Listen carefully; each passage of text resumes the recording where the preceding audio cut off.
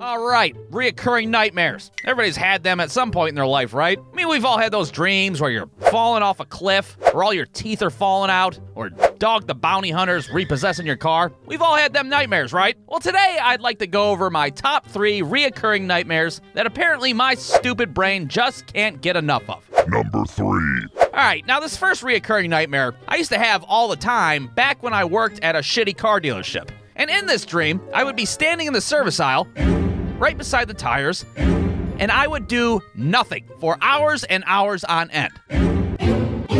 That was it. That was the entire dream. Now you might be sitting there like, well, how's that a fucking nightmare? What's so scary about that? Well, the scary part actually happened when I woke up, because that's when I realized that I had to go to work and stand in the service aisle by the fucking tires and do absolutely nothing for hours and hours on end.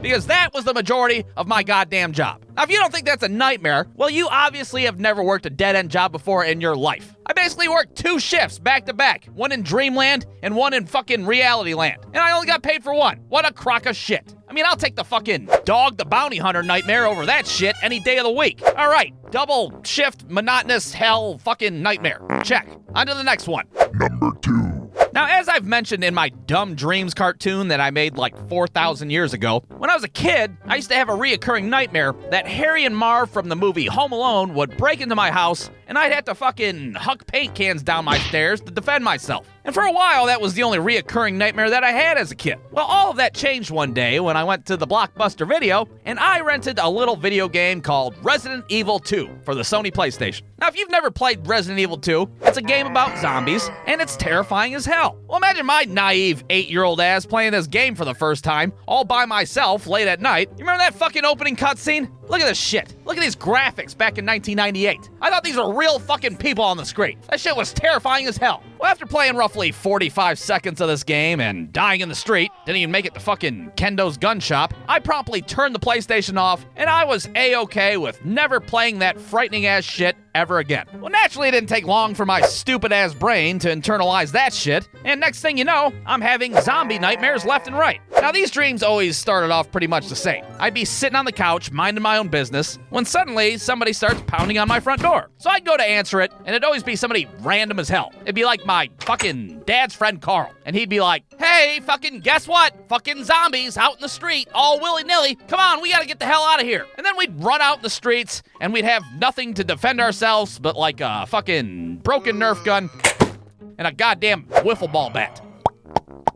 Now, it's important to note that in these nightmares, I can never run at full speed. For whatever reason, it always feels like I'm waist deep in like chocolate pudding or some shit. I can only move in slow motion. Meanwhile, the zombies are on fucking roller skates, flying at us at full speed and shit. Now, somehow they would never catch up to my ass, but almost every single time, my dad's friend Carl would end up getting bitten by a zombie. But I'd never know it because that piece of shit would always try to hide it from me in these fucking dreams. I'd look over and his ass would suddenly be wearing like a long sleeve turtleneck or some shit. What are you looking at? It's chilly outside, all right? What's the big deal? 10 minutes later, that shit would come back to bite me in the ass, literally.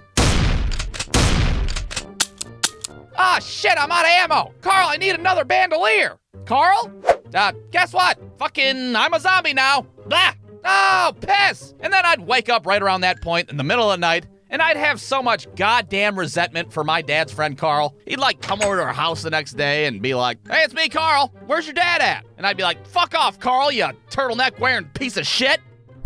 But hey, that's the way it goes. What can I say? All right, zombie apocalypse with my dad's friend nightmare. Check. What's next? Number 1. All right, now this last nightmare always takes place at Cedar Point. And if you've never been to Cedar Point before, well, it's a theme park in Ohio that has some of the biggest, most butthole-clenching roller coasters on the planet. And one of those roller coasters is the Millennium Force. Now, the first time I saw the Millennium Force as a kid, I thought it was the tallest goddamn thing in the entire world. And my little ass was not the biggest fan of heights back then, let me tell you. So needless to say, the first time I rode the Millennium Force, it traumatized my ass quite a bit. Well, you can bet your ass it didn't take long for my stupid brain to be like, hey, I wrote a script for this new dream. It's called Get Stuck on Top of the Millennium Force Dream. Does that sound like fun? Yeah, that's right. In this reoccurring nightmare, I get stuck at the very tippity top of the Millennium Force. Now, I've had this dream hundreds of times, to say the least. And sure, it's not always exactly the same. Sometimes the Millennium Force will be made out of popsicle sticks, and it's flimsy as hell. Sometimes the Millennium Force is so high up, it's basically in the fucking stratosphere. Hell, sometimes it's not even the Millennium Force at all. Instead, it'll be some, new bullshit ride that my stupid-ass brain came up with. Hey, you guys want to ride the Holy High Five? What's the Holy High Five? Oh, it's a roller coaster that's so high up. You can high-five God. Oh, piss! Oh, piss!